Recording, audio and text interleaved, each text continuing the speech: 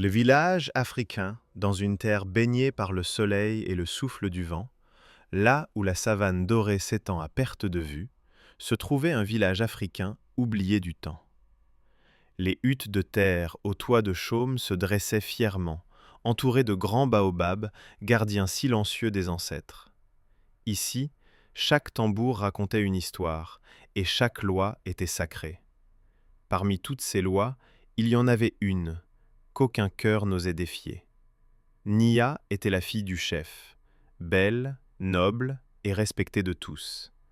Elle marchait avec la grâce d'une reine, vêtue d'une robe royale blanche, bleue et rouge, ornée de perles, de coquillages cauris et d'or.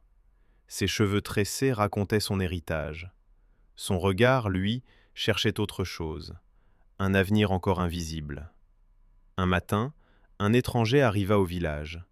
Sa peau était claire, ses vêtements simples, et dans ses mains, il portait une Bible reliée de cuir. Il s'appelait David.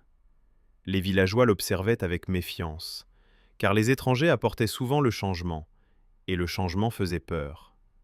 Mais Nia, elle, vit autre chose. Elle vit la douceur, elle vit la paix. Leur première rencontre eut lieu près de la rivière, là où l'eau reflétait le ciel du coucher de soleil.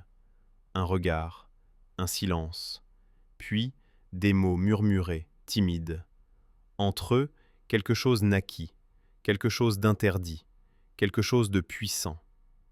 Sous la lumière douce de la lune, assise avec David au pied d'un grand baobab, Nia comprit que son cœur avait choisi.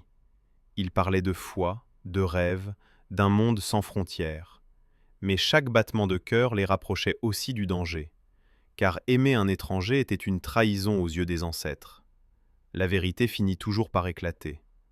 Une nuit, les tambours résonnèrent plus fort que jamais. Les anciens se réunirent autour du feu, leurs masques illuminés par les flammes.